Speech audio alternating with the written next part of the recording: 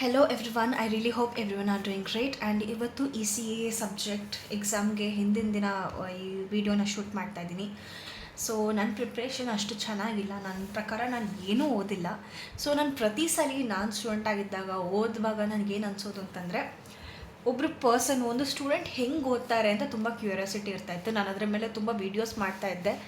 Just time lapse ಅಥವಾ with music upload ಮಾಡ್ತಾಯಿದ್ರು ಯಾರು. ಲೈಕ್ ನನಗೆ ರಾ ಫುಟೇಜಸ್ ಬೇಕಾಗ್ತಾಯಿತ್ತು, so that I can use that in my own way. ನಾನು ಬಳಸಲಿಕ್ಕೆ ನಂಗೆ ತುಂಬ ಹೆಲ್ಪ್ ಆಗ್ತಾಯಿತ್ತು. ಬಟ್ ಆ ಥರ ಯಾವುದೂ ಇರಲಿಲ್ಲ. ಸೊ ನಾನು ಅದನ್ನು ಇಲ್ಲಿ ಟ್ರೈ ಮಾಡ್ತಾಯಿದ್ದೀನಿ. ಮತ್ತು ಎಷ್ಟೋ ಜನ ಫುಲ್ ಸೈಲೆಂಟ್ ರೀಡಿಂಗ್ ಮಾಡ್ತಾರೆ. ನನಗೆ ಅದು ತಾಳ್ಮೆ ಇಲ್ಲ. ನಂದು ತುಂಬ ಡಿಸ್ಟ್ರಾಕ್ಟೆಡ್ ಮೈಂಡ್ ಇರೋದ್ರಿಂದ ನಾನು ಬೇಗ ಡಿಸ್ಟ್ರಾಕ್ಟ್ ಆಗ್ತೀನಿ. ಸೊ ECA ನಾಳೆ ಎಕ್ಸಾಮ್ ಇದೆ. ನಾನು ಏನೂ ಓದಿಲ್ಲ. ನೀಟಾಗಿ ಇವಾಗ ಪರ್ಫೆಕ್ಟಾಗಿ ಸ್ಟಾರ್ಟ್ ಮಾಡಬೇಕು. ಟೈಮ್ ಎಷ್ಟಿದೆ ನನಗೆ ಗೊತ್ತಿಲ್ಲ, ಬಿಕಾಸ್ ನಾನು ಟೈಮ್ ನೋಡುವಾಗ 4 ಗಂಟೆಗೆ ಕರೆಕ್ಟಾಗಿ ಓದ್ತೀನಿ, 4:30 ಕರೆಕ್ಟಾಗಿ ಸ್ಟಾರ್ಟ್ ಮಾಡ್ತೀನಿ ಸ್ವಲ್ಪ ಮೈಂಡ್ಸೆಟ್ ಇರೋದ್ರಿಂದ ನಾನು ಟೈಮ್ ನೋಡ್ತಾ ಇಲ್ಲ. ಆ್ಯಂಡ್ ಇಲ್ಲಿ ಡೆಫಿನೇಷನ್ಸ್ ಇದೆ. ಡೆಫಿನೇಷನ್ಸ್ ಆಮೇಲೆ ಓದ್ಕೊತೀನಿ, ಬಿಕಾಸ್ ಅದಕ್ಕೆ ತುಂಬ ಟೈಮ್ ಸ್ಪೆಂಡ್ ಮಾಡ್ತೀನಿ ನಾನು ಪರ್ಫೆಕ್ಟಾಗಿ ಬರಲಿ ಅಂತ. ಸೊ ಇದನ್ನು ನಾನು ನೋಟ್ಸ್ ರೆಡಿ ಮಾಡಿದ್ದೆ ಫ್ಯೂ ಡೇಸ್ ಬ್ಯಾಕ್, ನಾನು ಕೆಲವು ಯೂಟ್ಯೂಬ್ ಚಾನಲ್ಸ್ನ ನೋಡಿ. ಸೊ ಅದನ್ನು ನಾನೀಗ ರೆಫರ್ ಮಾಡ್ತಾ ಹೋಗ್ತೀನಿ. ನನಗೆ ಬರೆದಿದ್ದೀನಿ, ಪ್ರಾಕ್ಟೀಸ್ ಮಾಡಿದ್ದೀನಿ. ಅದು ಜ್ಞಾಪಕದಲ್ಲಿ ಇದೆಯೋ ಇಲ್ವೋ, ಬೈ ಚಾನ್ಸ್ ಇಲ್ಲ ಅಂತಂದರೆ ಅದನ್ನು ರೀಕಲೆಕ್ಟ್ ಮಾಡುವಂತಹ ಪ್ರಯತ್ನ. So good luck to everyone, good luck to me. I really hope we clear this examination. So let's go. First ಒಂದು active elements. These are the elements of electrical circuit possess energy of their own and bro, you literally said definitions ಆಮೇಲೆ ಓದ್ತೀನಿ ಅಂತ. What are you doing? Current ಮತ್ತೆ voltage, they have their own electrical, sorry, they have their own these are the elements of electrical circuit possess energy. Okay, they have their own energy. Okay, first start ಮಾಡ್ತೀನಿ. Active elements. These are the elements of the electric circuit possess energy of their own and can impact on other elements of the circuit. ಈ particular elements ಏನಿದೆ, they have their own energy and they can impact, okay, they can support other elements of their circuit. Okay, examples ಏನು, circuit current ಮತ್ತೆ voltage.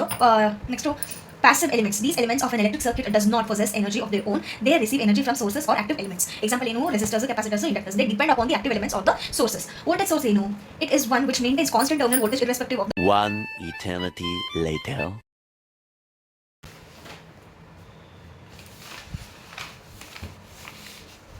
active elements. These are the elements of electrical circuit possess energy of their own and can impact it to other elements of the circuit. Active elements antandre which has their own energy. For example, current and voltage sources.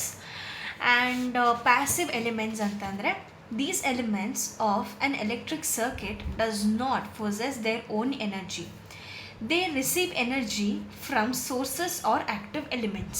ಈ passive elements active elements ಮೇಲೆ depend ಆಗಿರುತ್ತೆ. What are the examples ಅಂತಂದರೆ resistors, capacitors and inductors. Next ಬಂದು voltage source. Voltage source ಅಂದರೆ ಏನು? This is one which maintain constant terminal voltage irrespective of the value of current flowing through it. ಒಂದು ಸರ್ಕ್ಯೂಟಲ್ಲಿ ಎಷ್ಟೇ current flow ಆಗಿರಲಿ, ಅದ್ರದ್ದು terminal ವೋಲ್ಟೇಜ್ನ maintain ಮಾಡುತ್ತೆ ಯಾವುದು? Voltage sources. Ideal DC voltage sources. Voltage ಸೋರ್ಸ್ನ ಹೇಗೆ ರೆಪ್ರೆಸೆಂಟ್ ಮಾಡ್ತೀವಿ ಅಂತಂದರೆ, ಒಂದು ಹೀಗೆ, this positive, this is negative, and the other one is this. Okay, this is nothing but ideal DC voltage source. Next ideal AC source ಹೆಂಗಿರುತ್ತೆ ಅಂತಂದರೆ, it will be represented as this is the representation of ideal AC voltage source. ಈಗ ಇದು ideal ಆಯಿತು. Okay, so what is practical representation of DC source, DC voltage source ಅಂತಂದರೆ, it is represented as they are represented in series format. They are connected in series. Both resistance and the voltage is connected in series. So V is equal to IR as represented in Ohm's law. According to Ohm's law, V is equal to IR. So adana hinge represent ಮಾಡ್ತೀವಿ. And it can also be replaced with the help of impedance, which can be represented as Z. Impedance ಅಂದರೆ resistance, ಕೆಳಗಡೆ voltage source which is V. ಇದು ಒಂದೇ. It is represented as Z. I hope I am right. Next ಬಂದು current source. Okay. It is the one which maintains the constant current irrespective of the terminal voltage. ಈ previous sentence ಏನಿದೆ ಅದರದ್ದು dead opposite ಇದೆ. ಅಂದರೆ like it just answer ಮಾಡೋ ರೀತಿ change ಆಗಿದೆ. Terminal voltage ಎಷ್ಟೇ ಇದ್ರೂ ಕರೆಂಟ್ನ ಕಾನ್ಸ್ಟೆಂಟಾಗಿ ಇಡುತ್ತೆ. ಅಲ್ಲೇನಂತ ಇತ್ತು, ಕರೆಂಟ್ ಎಷ್ಟು ಫ್ಲೋ ಆಗಿದ್ರು ಟರ್ಮಿನಲ್ ವೋಲ್ಟೇಜ್ ಕಾನ್ಸ್ಟೆಂಟಾಗಿ ಮೇಂಟೈನ್ ಮಾಡುತ್ತೆ ಅಂತಂದರು. ಇಲ್ಲೂ ಸೇಮ್ ಥಿಂಗ್, ಕರೆಂಟ್ ಸೋರ್ಸ್ದು ಅದು ಡ್ಯೂಟಿ. ಐಡಿಯಲ್ ಸೋರ್ಸ್ ಹೆಂಗೆ ರೆಪ್ರೆಸೆಂಟ್ ಮಾಡೋದು ಅಂತಂದರೆ, ಐಡಿಯಲ್ ಆಫ್ ಕರೆಂಟ್ ಹೇಗೆ, ಹೀಗೆ ಆರೋ ಮಾರ್ಕ್ನ ರೆಪ್ರೆಸೆಂಟ್ ಮಾಡಬೇಕು.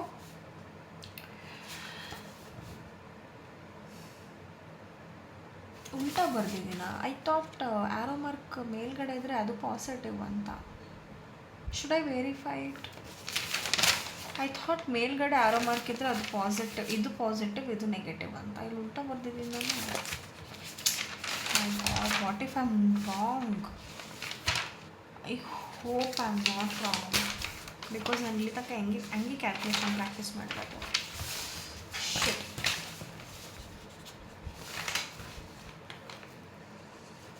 ಅಪ್ವರ್ಡ್ಸು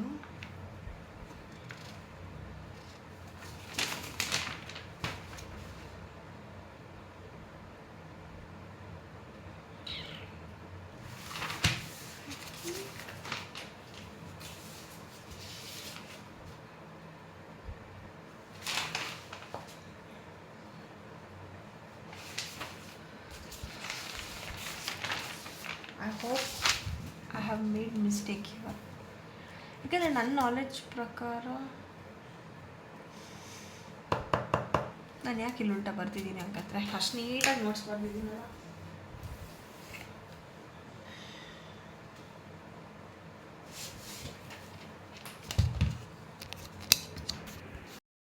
ಓಕೆ, ಗೆಸ್ ವಾಟ್? ಬರೀವಾಗ ನಾನು ಮಿಸ್ಟೇಕ್ ಮಾಡಿದ್ದೆ.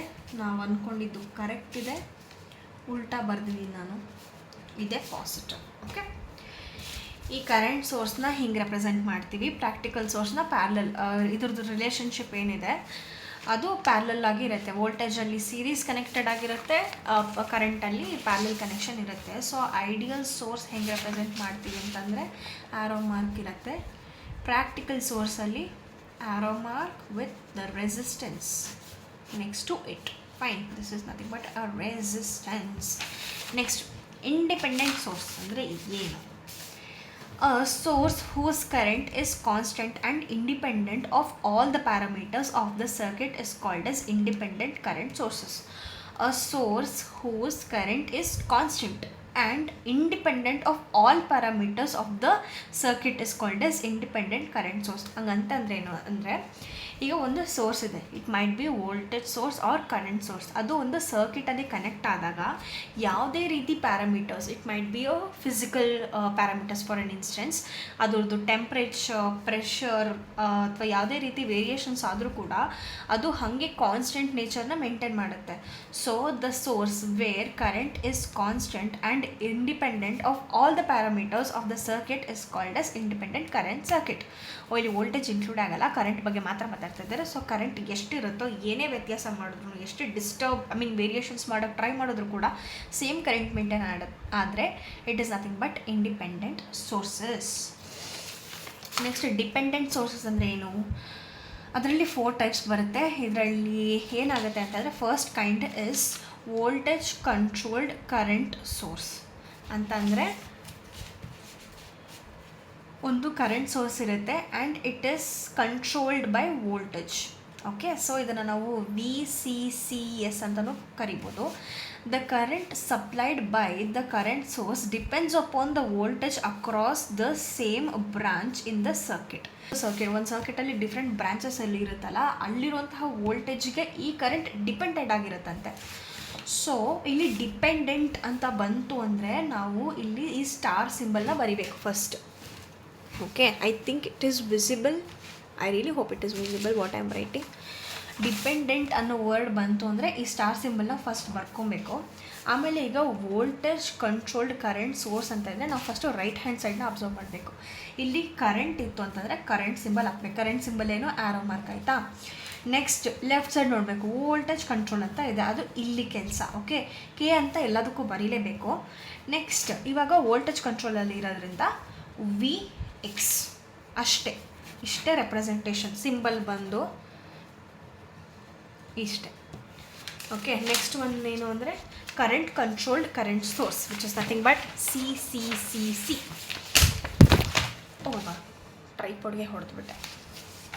The current supplied by the current source depends upon the current through the some other branches of the circuit. ಇಲ್ಲಿ ಈ ಕರೆಂಟ್ ಸೋರ್ಸಿಂದ ಬರ್ತಿರೋ ಕರೆಂಟು ಬೇರೆ ಬ್ರಾಂಚಸ್ಸಲ್ಲಿರೋ ಕರೆಂಟ್ ಮೇಲೆ ಡಿಪೆಂಡ್ ಆಗಿರುತ್ತಂತೆ. ಸೊ ಇದ್ರದ್ದು ಸಿಂಬಲ್ ಹೆಂಗಿದೆ ನೋಡೋಕ್ಕೆ, ಫಸ್ಟ್ ಡಿಪೆಂಡೆಂಟ್ ಅನ್ನೋ ಪದ ಕಂಡ ತಕ್ಷಣ ನಾವೇನು ಬರೀಬೇಕು, ಸ್ಟಾರ್ ಸಿಂಬಲ್ ಬರ್ಕೋಬೇಕು. ಇಲ್ಲಿ ಸಿ ಇದೆ, ಪ್ಲಸ್ಸು ಮೈನಸ್ಸು, ಎಡಗಡೆನೂ ಸಿ ಇದೆ. ಸೊ ಫಸ್ಟ್ ಕೆ ಬರ್ಕೊಬೇಕು. ಐ ಎಕ್ಸ್ ಮಾಮೂಲಿ ಕೆ ಎಕ್ಸ್ ಎಲ್ಲದರಲ್ಲೂ ಇರ್ತಾರೆ, ಬಟ್ ಲೆಫ್ಟ್ ಸೈಡ್ ಏನಿದೆ ಅದನ್ನು ರೆಪ್ರೆಸೆಂಟ್ ಮಾಡಬೇಕಷ್ಟೆ. Next current controlled voltage sources. Okay, nothing but C C V S. The voltage supplied by a voltage source depends upon the current through some other branches of the circuit. Voltage ಸೋರ್ಸಿಂದ ಬರ್ತಿರುವಂತಹ voltage ಬೇರೆ ಬ್ರಾಂಚಲ್ಲಿರುವಂತಹ current ಮೇಲೆ depend ಆಗಿದೆಯಂತೆ. So depend ಅನ್ನೋ word ನೋಡಿದ್ರೆ ನಮ್ಗೆ ಏನು ಗೊತ್ತಾಗಬೇಕು, ಸ್ಟಾರ್ ಸಿಂಬಲ್, ಡೈಮಂಡ ಸಾರಿ ಅವಾಗಿಂದ ಸ್ಟಾರ್ ಅಂತ ಹೇಳ್ತಿದ್ದೀನಿ, ಡೈಮಂಡ್ ಸಿಂಬಲ್ ಬರ್ಕೊಬೇಕು. ಬಲ್ಗಡೆ ಏನಿದೆ, ವೋಲ್ಟೇಜ್ ಇದೆ. So plus minus. Left side ಏನಿದೆ, ಫಸ್ಟ್ ಇದನ್ನು ಬರ್ಕೊತೀನಿ. ಲೆಫ್ಟ್ ಸೈಡ್ ಏನಿದೆ, ಕರೆಂಟ್. ಸೊ ಐ ಅಂತ ಬರ್ದೆ. Next what are the classifications, ಇದನ್ನು ನಾನು ಆಮೇಲೆ ಓದ್ತೀನಿ, ಯಾಕೆಂದರೆ ಇಲ್ಲಿ ಬರ್ದಿರೋ ಆನ್ಸರ್ಸ್ ಕರೆಕ್ಟ್ ಇದೆ, but I am not sure of with respect to the definitions. I have to verify it again so that I don't commit any mistakes. So first one ಜೈ. ಈಗ ಸೆಕೆಂಡ್ ಒನ್ನಿಗೆ ಹೋಗೋಣ. I think I will stop this video, ಸ್ವಲ್ಪ edit ಮಾಡಿ ಇದನ್ನು post ಮಾಡಿ ಆಮೇಲೆ paper number 2ಗೆ ಜಂಪ್ ಆಗೋಣಂತೆ. ಫಸ್ಟ್ ಆಫ್ ಆಲ್ 1 ಸೆಕೆಂಡ್ ಸಿಗ್ತಾನೆ ಇಲ್ಲ. ಲೆಟ್ಸ್ ಗೋ.